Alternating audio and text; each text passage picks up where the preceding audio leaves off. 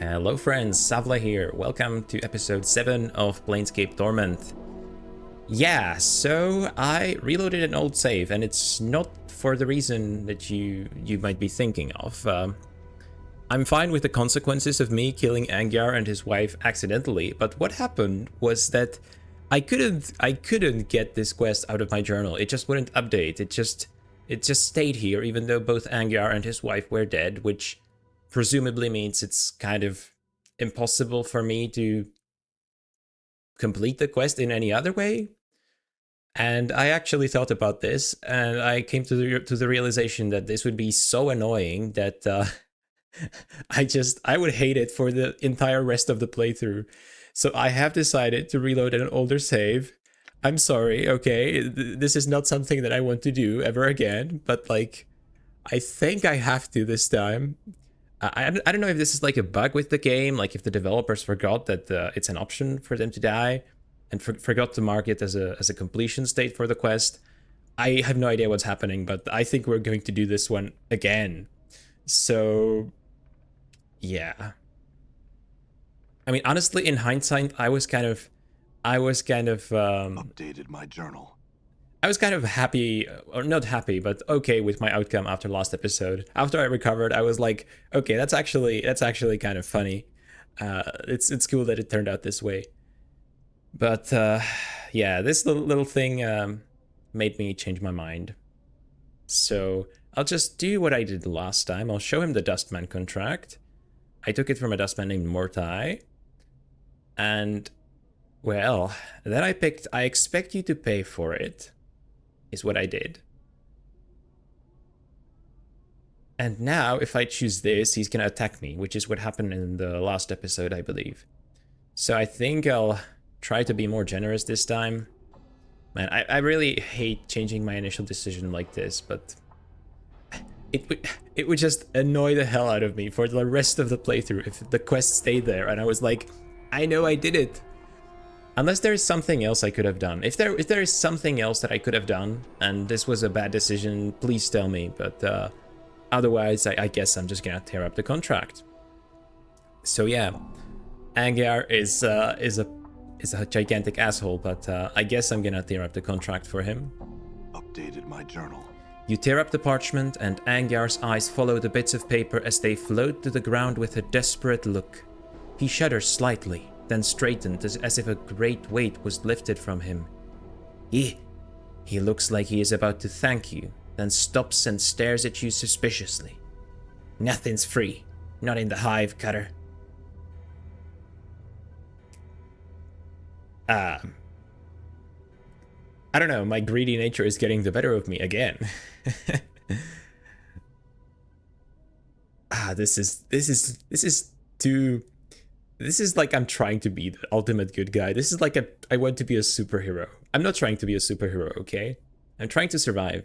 So I've thought about the sort of roleplay, or the sort of roleplay viewpoint that I want to take on this playthrough. And I think I will base my decisions on what I learn about the Nameless One's past. So I will roleplay it that the Nameless One wants to get his memories back above all, and he wants to basically come to understand who he was before he died. And this is going to be like his ambition for now. And if it ever happens that we get enough of our memories, that we have a pretty good picture of who we were, then we can decide whether we want to continue being that person or if we want to change.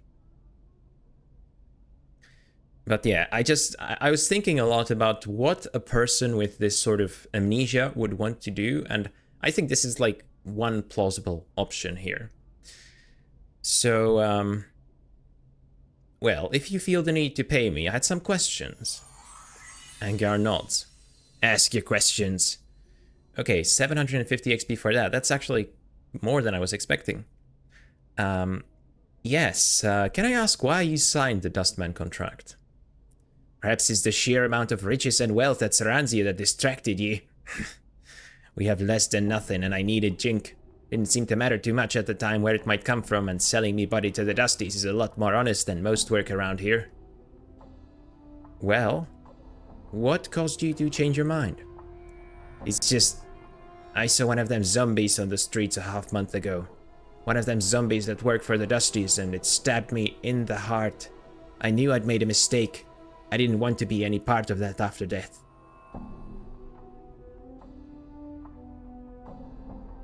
Stabbed me in the heart.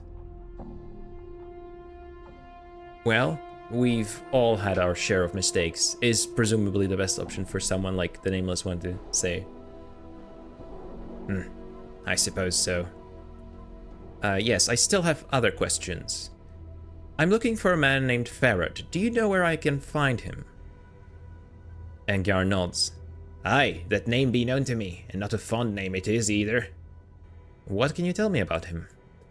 He frowns. He's one of them collectors, and one with a long shadow. Has quite a few boys at his beck and call. He may not be Lord of the Realm, but he's not a smart one to tangle with, Lord or no. And do you know where I can find him? Updated my journal. Oh, I actually get experience even from that. I thought I already knew where I could find him, at least approximately. Aye, but I wouldn't be doing you a favor telling it to you. His frown deepens. One of me kin fell into his lot a few months back and spilled some of the dark of the dark of old Farad. Huh? Spilled some of the dark of old Farad. Dark as in blood? To hear tell, Farad's actually got his skip buried somewhere under Ragpicker's Square. To get to it, there's some kind of portal you need to jump through while carrying some junk in your hand. Ah, okay, this is new knowledge, yeah. Under Ragpicker's Square, so there are presumably like dungeons or catacombs, something like that. And yeah, I gotta carry some junk. Wait, are you talking about actual junk? Like about the junk item that I found in the mortuary but didn't pick up because it was, well, junk? Or could it be like any other thing? Where is Ragpicker's Square? That's right, please remind me. It's a few blocks from here. Go straight west from the mortuary gate, keep going until you start seeing trash and rags piled up everywhere. You do best to walk careful there. The collectors there don't always wait for a body to die before collecting on the corpse, you hear? Yeah, I've heard others say the same thing. Or was it you, actually? West from the mortuary gate? Trash and rags, I mean... So I thought it was supposed to be like by the alley of the Angles, or whatever the alley was called. But it's probably more to the north then. I still have other questions. I have lost a journal. Have you seen one, perchance? Angyar frowns, then shakes his head. Haven't seen a thing such as that, Cutter. Well, still other questions. Do you mind if I rest here? Oh, so we get like rest spots in this game. Yeah, I guess I haven't played far enough to actually know how resting works in this game. I mean, it makes sense that there would be resting because that's like a tabletop RPG mechanic, right? And Angyar nods. That's the least I can do. I'll have me wife get some blankets out for you. Thanks. I mean, I don't want to rest just yet. I may return when I'm ready, though. Farewell. Okay, so this is actually good. We got something out of that. Which, I actually don't feel good about that because I did reload a save. Yeah, I really don't like to reload saves in games. As an example, in Baldur's Gate 3, there is often a chance for a companion to...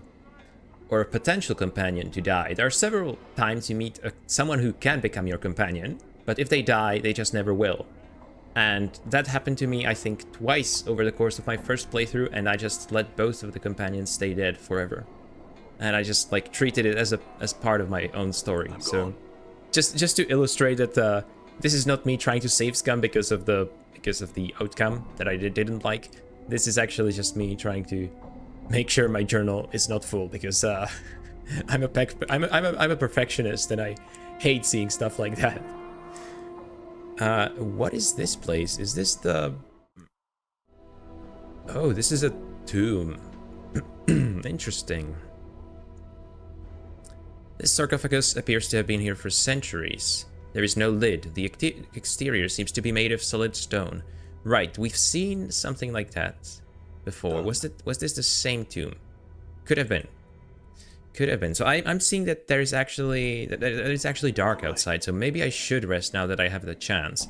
Let's just rest and see what that looks like. Oh, by the way, as I was checking the journal before the episode started to sort of remind myself what we did last time, I couldn't help but notice that in the Beast section, Anna, who we met in the last episode, I believe, is listed as a playable character, which means she is a potential companion, right? So let's read about her. Anna is a tiefling, a brash girl on the brink of womanhood. Her tail lashes when she's angry. She's a canny gutter snipe, and the Hive seems to be a second skin for her. We definitely need someone like that on our side. I mean, realistically, we need anyone on our side. Yes, and I don't think anything new is here. Although, actually, the Lady of Pain. We did learn a lot about her, but we did not read the journal entry. The lady is a mystery. She's widely regarded to be the de facto ruler of Sigil, its protector and its victim. She is said to guard the doors of the cage against the myriad schemes of the gods, to be the ultimate expression of balance in the multiverse, to be the prisoner of the City of Doors. There are thousands of stories about her. One even tells that she's actually 6 giant squirrels with a headdress, robe, and ring of levitation and illusions, but none of them can be answered. She is a true enigma, a puzzle with no solution. Oh, I look forward to solving that puzzle. So, de facto ruler of Sigil, I think we basically knew that. Guard the doors of the cage against the schemes of the gods. The cage. Is that a name for Sigil? Is that, or is that an alternate name for this dimension? Plane?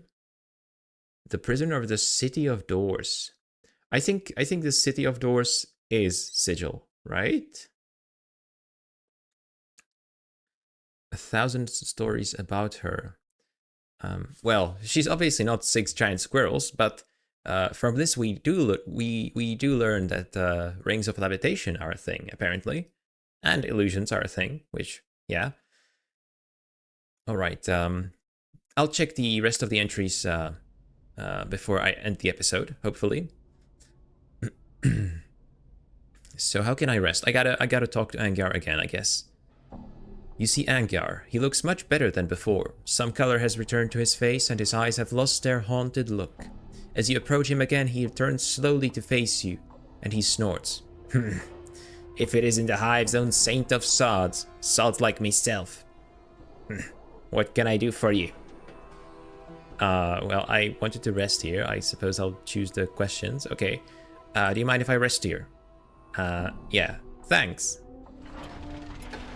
Ooh. What is that? That's like a clockwork, some sort of clockwork machine.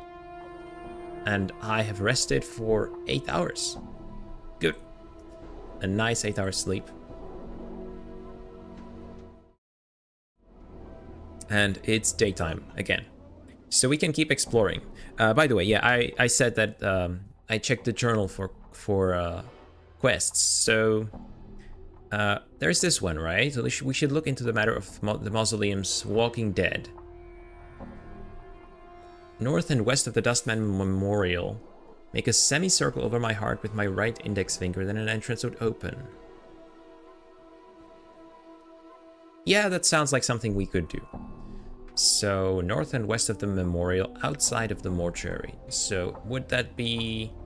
Hang on, where was the mortuary again? Was this the mortuary? I'm not even sure if I want to... What are these two Hive dwellers doing? It looks like an armed robbery. Oh no, this is an armed robbery. Okay. Nothing like some morning exercise, eh? Damn it. Well, we're taking a lot of damage compared to yesterday. Let's just let them run away. I mean, I don't really care about them. I think this is the mortuary, so this would be the monument. And, Yes, this is the place guarded by the Dustmen, so I think this is what we're looking for, right? The Mausoleum's Walking Dead. The entrance would open, but... Okay, but he didn't really say anything about the guards here. Oh, never mind, I can just walk in. Wait, maybe this is not the Mausoleum. This is, Quentin over here. Seftai and Death of Names. The man before you looks to be middle of height and years. He is stout with a thick, bullish neck, and his shoulders are hunched as if a great weight was pressing upon them. He wears an impatient look as he stares at the black monolith in front of him. Greetings, man with thick, bullish neck. The man throws you a glance. There's room, Cutter. No need to ask my leave to stand here. Well, actually, I wanted to know more about this monolith. Yeah, because it looks interesting. I think it drew my attention in the last episode, too. It's a tombstone for the plains. Graveyards of names are scratched on that rock. Can only hope my name's the one that'll split this stone in twain. He points at the base of the monolith. Quentin, right there, hammered in just hard enough to send the damn thing crashing down. Tombstone for the plains. Aye. Quentin smiles ruefully. The Dusties scratch the names of the dead on this monument here. He gestures around him. And on the walls of this place. Not enough space by my reckoning, but no matter. They do their best. Can barely read half the names. Well, what are you doing here? Actually, let's think about why they would scratch the names of the dead on this monument. That's kind of a strange thing to do. It's definitely something to take note of. So what are you doing here, Quentin? Reading the new arrivals. Try and find a new one every day. Try and remember if I knew them. Nothing more. So the Dustmen record the names of all that have died on this monument. I mean, that's gotta be a lot of names. Aye. They scratch them on this rock, and scratch them on the walls in this place too. Quentin scoffs. I don't know why they take the trouble to take accounting of the dead. The Dusties have more care for the living. The living? Aye. You know about the Dustmen mourners that come to this place. They aren't mourning the dead, see? They're mourning the living. You can barely get a word in them edgewise without them asking to mourn some poor living Burke for you. Dustmen mourners. Oh, I was thinking like it would be a special kind of dustman, but no, they're just dustmen who are in mourning, or who come here to mourn. They're mourning the living. Yeah, I guess that kind of makes sense given their philosophy, which I've been told is obsession with death, but is it really though? Why do they mourn the living? You got me there, Cutter. He shrugs. Might want to put the question to them. Seems to me the dead are thrice worth the pity of any poor sod living in this pit. He nods at the monument. Every name on there is blessed in my book, it is. Blessed. B-L-E-S-D. Ever know anybody who came back after their name was put on there? You mean come back from death? Quentin shakes his head. Not a one, Cutter. Everything that lives dies, and that's the way of things. I don't know, man. I've heard others say different things, and my experience isn't exactly one to confirm that either. Still, considering the plane's gone forever and all, I suppose anything's possible. Well, interesting. So Quentin here seems to doubt that coming back from the dead is a thing. When, to me, it kind of seemed like a sort of obvious truth, right? Because of not only of what happened to me, but also just where I woke up and all the zombies that I saw and the great skeletons and stuff like that. I guess he knows about those, right? But he means something different when he says come back from the death or from death. Well, I suppose anything's possible. Sure. I had some other questions for you. Did I? No harm in asking, Cutter. Well, it kind of sounds like we already asked all of those, didn't we? Even what are you doing here? Yeah. Okay, thanks. So, Quentin here told us about this monument. This is like a strange shape, kind of a black obelisk. It's weird why they carved the names on the obelisk and also on the walls. I guess it's that just that they ran out of space on the obelisk, but this obsidian monument has names chiseled on it. Well, yeah, I would expect that after what I just heard. And we had awaiting death in the last episode in the Gathering Dust bar, and now we have presumably another dust man called Death of Names. I look forward to talking to this guy. You see a dust man with a crooked smile frozen on his face. Despite the smile, his eyes are as dull as stones. His right arm is shorter than the left, and he keeps it tucked to his side as if cradling a small child. Greetings, Death of Names. The dustman's eyes slide over you. Name. The way he speaks the word, it sounds like the tolling of a bell. I don't know my name. No name, can't help you. The dustman speaks in a curious sing-song voice. Need to give a name if you want to see where it's died. Ah. So this guy stands here and tells people where people's names are? Updated my journal. What? Given a name when you're born, give it back when you need it no more. Death of names, death of names. His eyes swim across the monolith and the walls of the area. Buried many names here, Death of Names has. Tell me a name, I'll show its grave. Well, let's try something low stakes first. Let's try Dal. He shakes his head. Not dead yet, that name is. Not buried here. Not time, not time. Yes, that was just, I was just testing you, really. Can you bury your name for me? What kind of option is that? Let me try another name.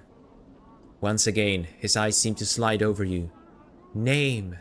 The way he speaks the word, it sounds like the tolling of a bell. I love the description. I can't obviously do that with my voice.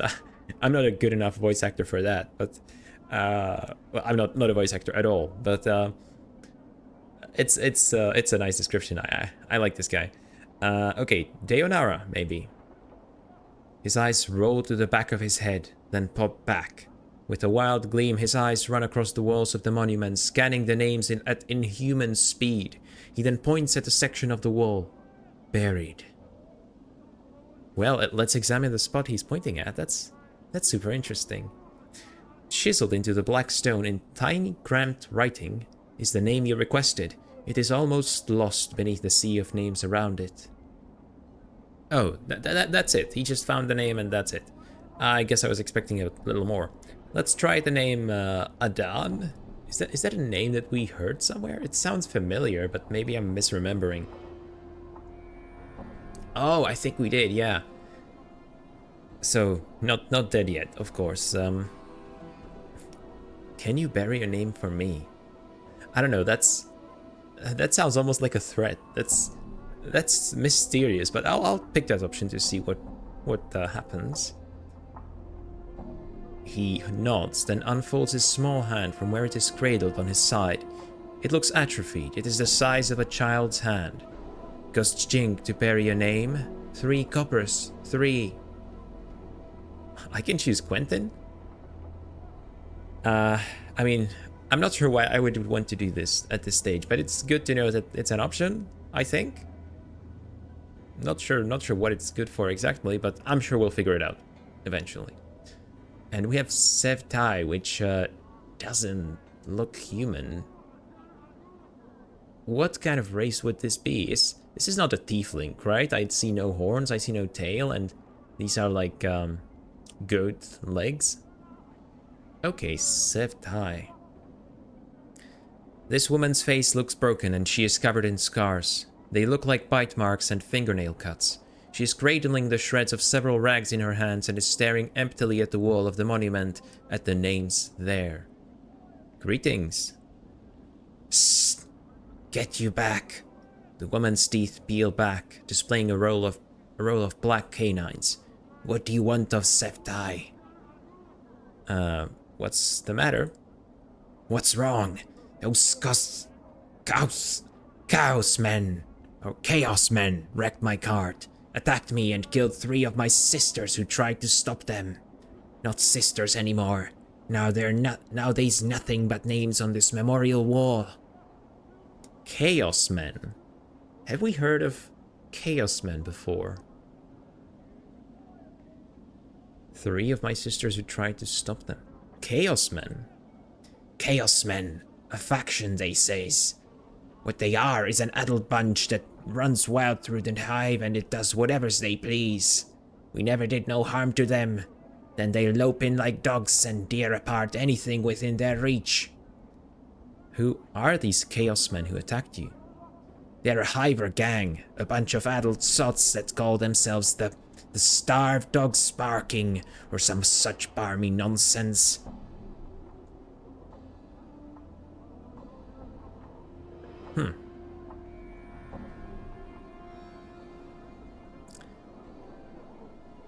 Well, am I gonna do this for the money, or am I gonna do it for justice? I'm definitely going to do this, but you know, I wouldn't mind penning some men in the dead book for some coin. You got the copper? We'll talk terms. A copper earring in your purse if you pen 3 of those murdering sots in the dead book, Jig? A copper earring? That doesn't really sound like it's worth a lot to me. Maybe it is. To be honest, I still don't know what things are worth in this world. I haven't really traded with anyone. I'll see to it that they're put in the dead book. Can you tell me where they might be found? Go out the south gate spireward from here, then walk around the block until you comes to a place where men run in circles, howling at the sky. Sig sky, as in sigil sky. There's the starved dogs they are. I'll look for them. South gate spireward, around the block. Okay. Updated my journal. We are getting too sidetracked. I was heading to the what was it? The Mausoleum, and I got sidetracked. There's so much to do around here.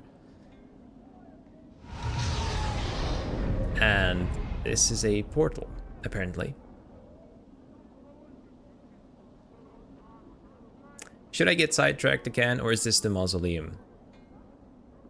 Okay, thugs are coming for us. Okay, yeah, this is the Mausoleum. All right, I was right. So we are actually on track for once. Guardian Spirit. This spectral figure materializes from the gloom of the passageway ahead and quickly moves to block your path. It floats before you, its once human features twisted in a mask of rage.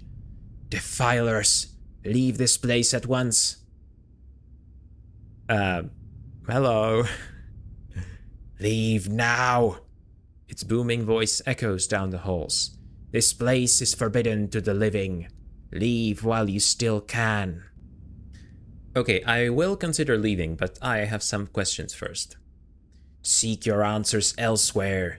This place is a sanctuary for the dead. I shall not permit their slumber to be disturbed by the intrusion of yet another insolent mortal.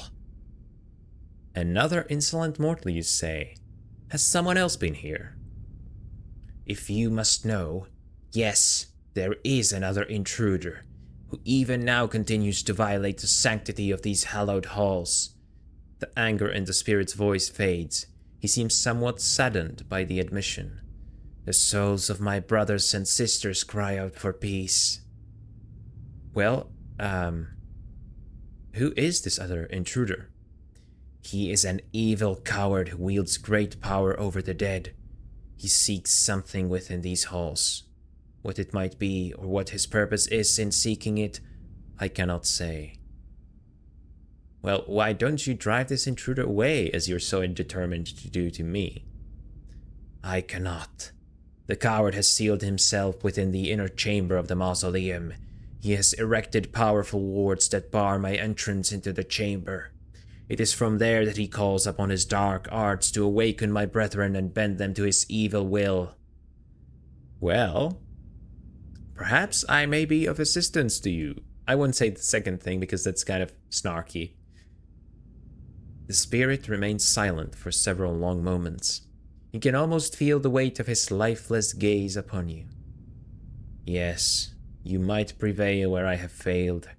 If you will pledge to rid me of this blackguard, I shall grant you passage. What say you?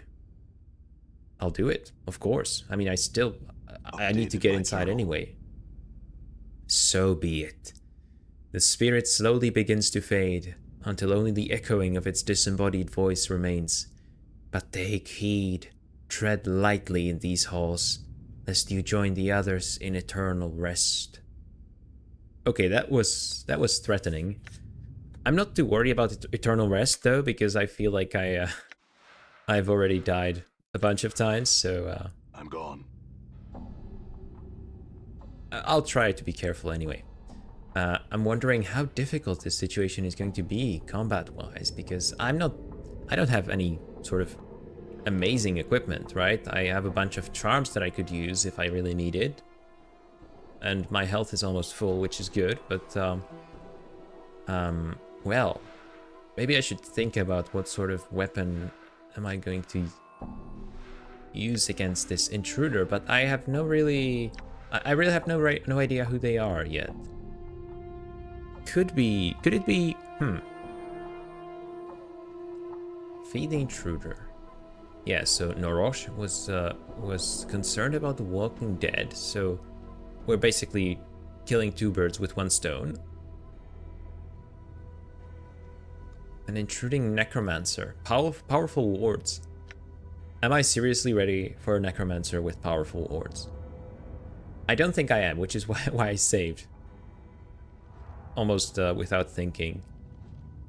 But I think I'll just explore this place and get a sense of how difficult it really is, and progress here, and if I find it too difficult, then I will of course leave and come back later, because we are still quite early in our game, so there's no shame, or yeah, there's no shame in leaving early.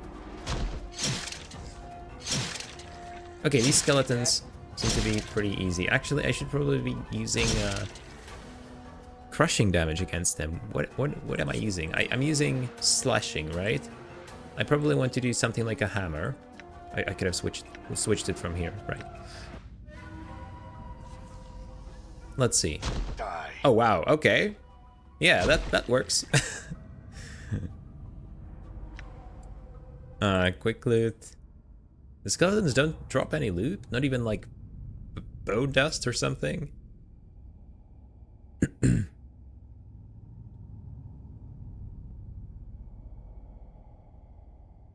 It's kind of a surprise, because that happens to be the case in a... Seems to me like that happens to be the case in a lot of RPGs with skeletons. Wow, this place is a maze, actually. There are so many passages, it seems, and it's kind of hard... holy shit. It's kind of hard to tell... Where did that come from? It's kind of hard to tell which areas are walkable in this isometric perspective, and even Tab doesn't actually tell me, but it does do a good job of highlighting things that I should be picking up now that I think about it. I don't think I've really thought about that much in this episode. So we got hit like by something like a magic projectile. Maybe it was that we walked through here for the first time. Okay, skeleton workers. Yeah, I think the hammer has got to be like the best weapon against the skeletons, right? I'm getting destroyed though. It would be smart to try to not get surrounded by too many of them, but that's easier said than done. So I hope I'm not gonna die here. That would be bad. Come on. Damn.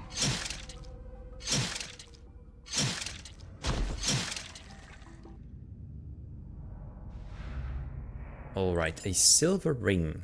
See, now that sounds more valuable than a copper earring or whatever I was offered.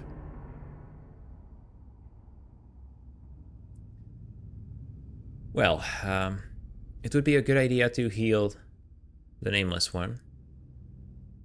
I know that he... Oh! Okay, that was a passage to another part of the Mausoleum, apparently. I had no idea. Right, So I'm on half health, so do I have any charms? I mean, should I be using charms? No, I should be using the sewing kits, right? Heal 6 hit points. I mean, I could do this, but shouldn't I just leave and come back later? Because this place seems quite big, actually. There seems like there are a lot of enemies here, so maybe I should. You know what? Screw it. Let's just heal and let's keep exploring. I guess I would like to get through this this one cell, or is that the correct term? This one cell before going to another. God damn it! Another 3 damage. This is not going well.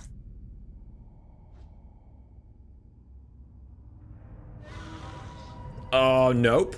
Giant skeletons are a no-no. We tried that in the one of the earlier episodes, and well, fortunately for us, they are slow, so we can outrun them at least.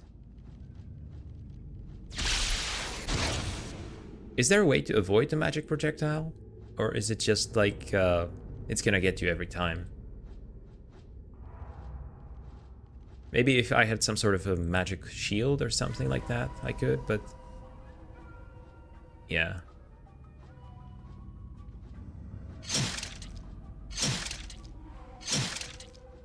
Okay, the Nameless One is really bad at fighting. He misses like all the time.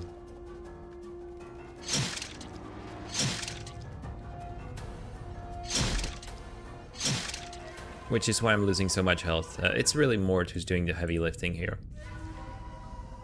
Why is that the case? If I look at my inventory, does it say anything about... well, speed is 6, and here speed is 2. So I presume that... I assume that the lower is better, right? That makes sense. For this sort of... Hang on, this one has speed of 4. Why am I not using the pry bar? Let's try using the pry bar.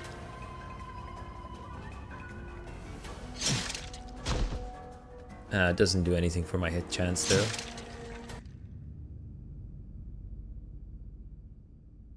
Okay, so maybe I'll leave the dungeon and come back later, because I feel like I'm under-equipped for this. Maybe I should explore the city a bit more. Try to buy something. God damn it! Let's get out of here. Let's get out of here. Try to buy something because I don't have too many healing items, and I feel like I'm gonna need a lot of them to beat this. And also, I was going to... Why are they going separate ways? I was going to try and kill some of these enemies so that when I come back, they would no longer be there. But actually, from what I know about this game, from what I heard, and from what I was told in the comments, this game has respawning enemies, which I really don't like in games, but it's here, so that's something to deal with. Why am I being assaulted by thugs all of a sudden? God damn it. So the thugs are kind of annoying, but they're not really dangerous because you can easily outrun them, but they're still annoying. Okay, maybe we will look into the matter of the Mausoleum later. I think that's a too high level of a quest for us to take on right now. So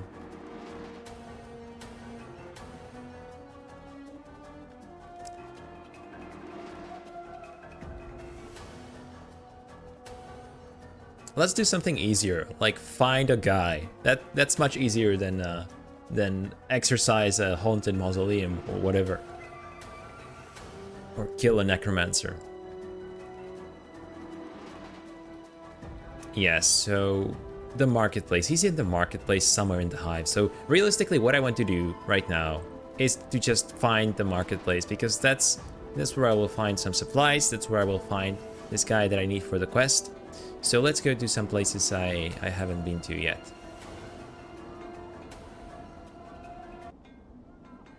Let's walk around without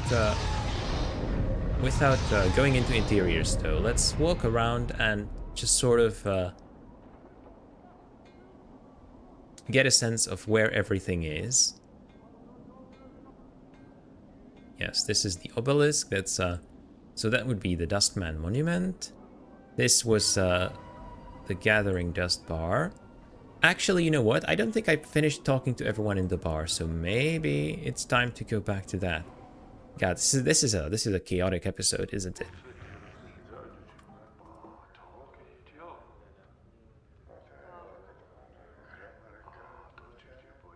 We have Sere the Skeptic. I don't believe I've spoken to them yet.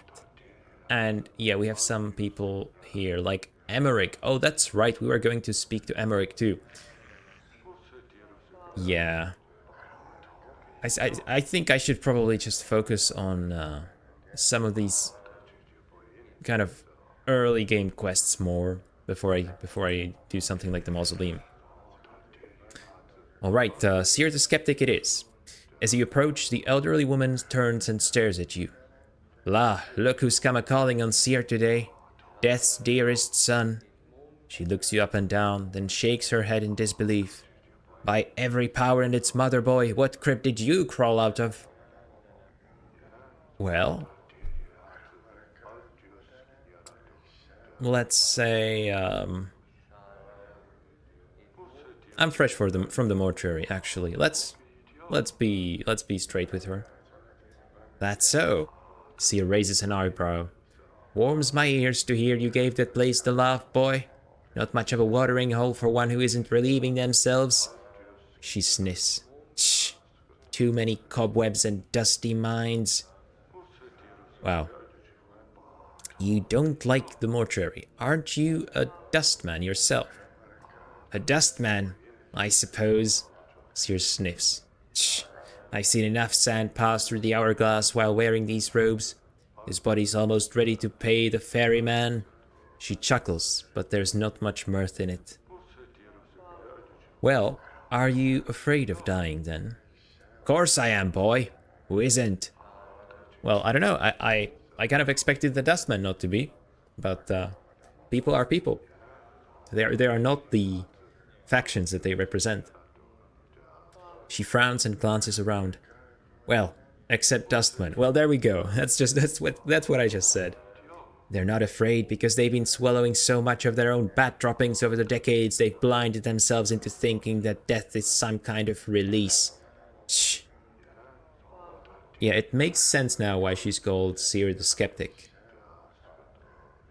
Well, you don't sound much like a Dustman. I could be persuaded to say the first option too, but let's try to get a little more sense of her before we reveal our own opinions. She shrugs.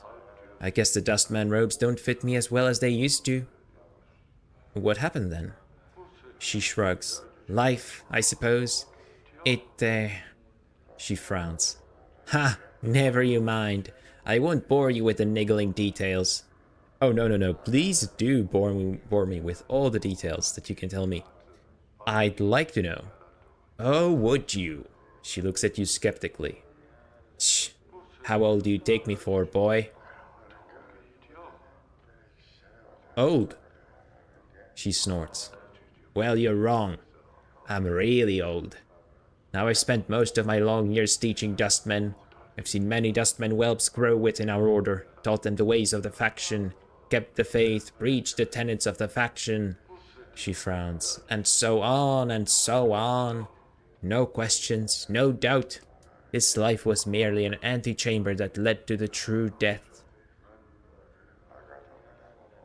What happened then? This is actually not boring. I think this is the most exciting thing that has happened in this entire episode. Well, half-month back, I went sick with the fever. She sighs. I thought it was the end. It rattled my cage. How? Her face becomes a stone.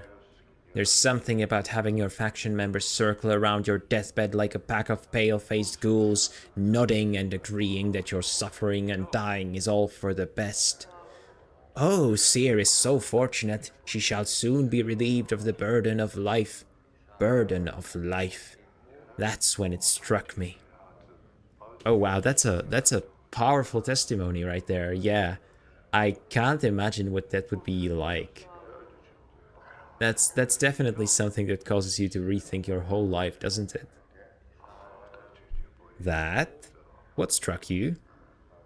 That there's something. A queer expression comes over her features. Addled. About not appreciating your life. The dustman keeps saying that life is misery and suffering. Is it? That we should be happy to pass on into oblivion? Should we? She shakes her head. Questions, questions, and precious few answers. Wow. Yeah, I mean this definitely goes back to like real life religions, right? Because a very important constituent of most religions is kind of this conception of afterlife, something to help you deal with the fear of death, which works for a lot of people. That's one of the reasons why religion has been so effective. But yeah, there's it's different when you believe this stuff and sort of accept it unquestioningly, and that's very different from when you are actually in like a near-death situation, or have a near-death experience, or just see your life from a whole new point of view. I mean, I grew up religious. I grew up Catholic, so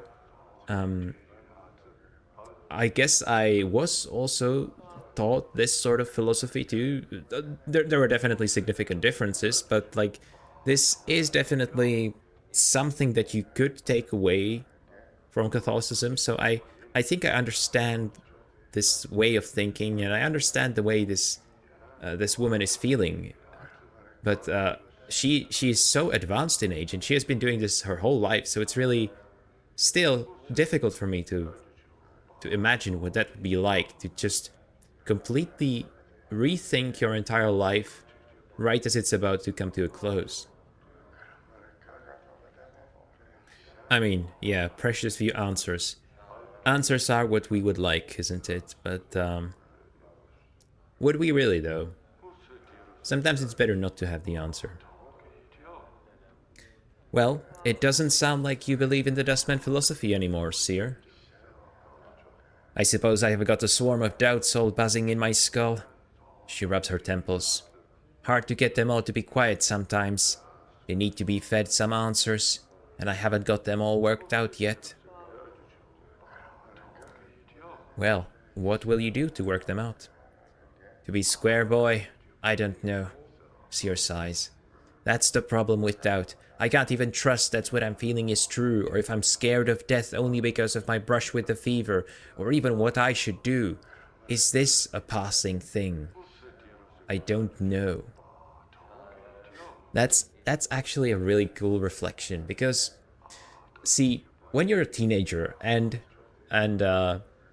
you become like, I don't know, you become like a ghost or something, your parents tell you this is just a phase, right?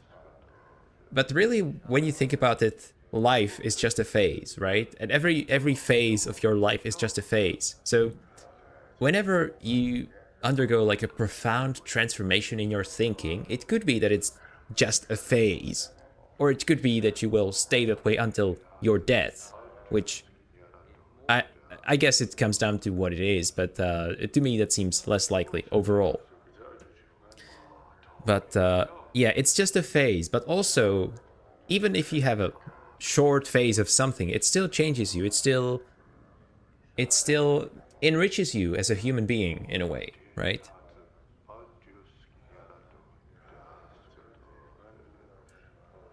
I mean, this could be a passing thing for you. It's interesting that you don't you never seem to have had this experience before.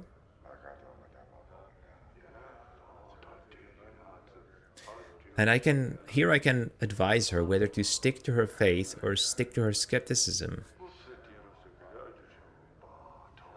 Well, I mean, There's no use sugarcoating it. I have kind of a skeptical outlook on things these days myself, so I think I'm going to self-insert myself into the Nameless One and say, Sere, if you had truly believed in the Dustman philosophy, then your brush with the fever would not have left you with such doubts. Sere stares at you, then nods slowly. Maybe so. Maybe so. She frowns, her face wrinkling up in concentration. I'll have to chew it over some more. Yes, you should. It's no small matter. Something like this. Now, enough of me rattling on about my woes.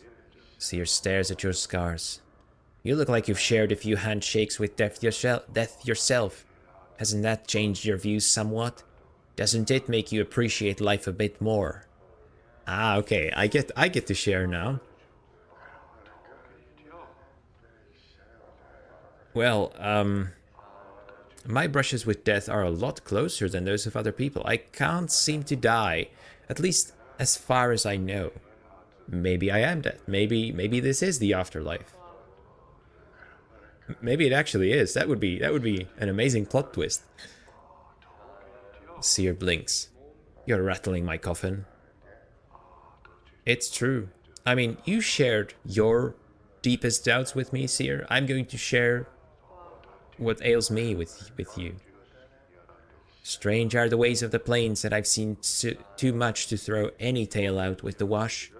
She studies your face. If it's true, why does this happen?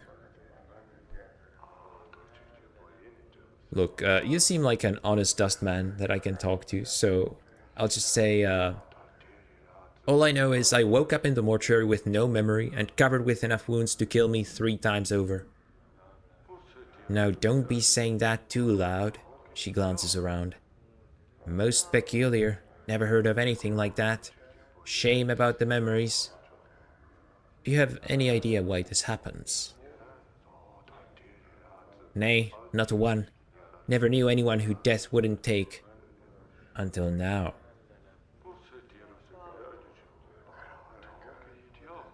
So I really am unique. I guess since I woke up in the mortuary with zombies all around, I sort of assumed that you being resurrected is like a normal thing. And I know we've heard several times over that doesn't seem to be the case over the past episodes. But it's really getting through to me now that I am like unique in this world. Even though this is a fantasy world with all sorts of crazy stuff happening in it, necromancy, stuff like that. Well, perhaps I could ask you some other questions? Questions, eh? Well, you can ask.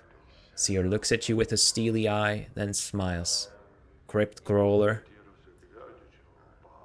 I mean, I'm not gonna take offense to that nickname. It's kinda cool, actually. A bit difficult to pronounce, perhaps, but... I wanted to ask you about some of the Dustmen in particular. Oh, that's so good. No harm in it. Who's on your mind? Yes, can you tell me about, Oh, I don't remember this one. I don't remember Soego. Huh. I met a scribe named Dal at the mortuary. Do you know him? Tch, Dal. He was my instructor in the philosophical arts during my early training at the mortuary, and a crusty fool to boot. He's ill, so my ears tell me. I bet he'll even bore death with his presence. Is he dying? I mean, we know this, but can you share more details? Tch. Sicker than a spotted dog he is. Not much sand left in the hourglass for him. Okay, let's ask about awaiting death. Awaiting death? Shh. That boy has half the sense of a jackass. He actually wants to die, and him so young too. I wish death would rattle his cage, teach him a few things. What about Mortai? Mortai? Ha! I thought you were going to ask about the Dustman. She spits. There's no Dustman who's less a Dustman than that jinx-smashing, bone-box-rattling Lackwit. Wow, you seem to not think much of your fellow faction members. Well, what do you mean by that? Mordai's so anxious to impress his betters by getting the most dead contract signed that I wonder if he'll ever be a dustman. Are you pointing out the sort of contradiction that we got him on in the last episode? Please explain. He's eager to get contracts signed, boy. He's concerned about his reputation. He's thinking of his career in the Dustman. That alone says it all. Yeah, okay, that is what she's saying, and I did point it out rightly in the last episode. I do understand. I don't need more explanation than that. One of the embalmers in the mortuary, Iveen. Do you know her? Who? A strange young woman, poor eyesight, near deaf, talons for hands. Sere shakes her head. Maybe she's a new initiate. I've never heard of her. Well, I wasn't going to ask about Soigo, since I frankly don't remember who that is at all. But I guess I'll ask and maybe I'll learn. So, a guide at the mortuary, Soigo. Do you know him? That boy used to be a regular around here. You don't know what happened to him. Could be he was shaken up after his friend died. Please explain. One of his friends was killed in the Hive a few weeks ago, torn apart by rats. Messy business. Has he always been a guide at the mortuary? No, only for the past few months, and last I heard he was just sent off for some missionary duty, but I don't know where. Ah, okay, I didn't meet him. He was sent off. Okay, yeah, I guess I must have read of him. If I had met him, I probably would have remembered who he was, but this way it makes sense that I don't. Okay, well, maybe I have other questions. Have you seen a journal recently? What does it look like? Well, no idea. If you don't know what it looks like, how do you expect to find it? Yeah, I'm beginning to wonder that myself. Other questions, perhaps? I'm searching for a man named Ferret. Have you seen him? Sere's face crumples into a frown. That dog! He's the worst of the collector lot. I heard he has a skip set up somewhere in Rackpicker's Square, many streets west of the mortuary gate. Dangerous place, though. Some of those collectors aren't patient enough to wait for folks to die so they can sell them for jink. Right. Yeah. Okay, thanks for the warning. I'll be back later, and we are going to talk to... Where did he go, actually? We are going to talk to Emmerich in the next episode, because this is it. Thank you for joining me, and I'll see you next time. Bye.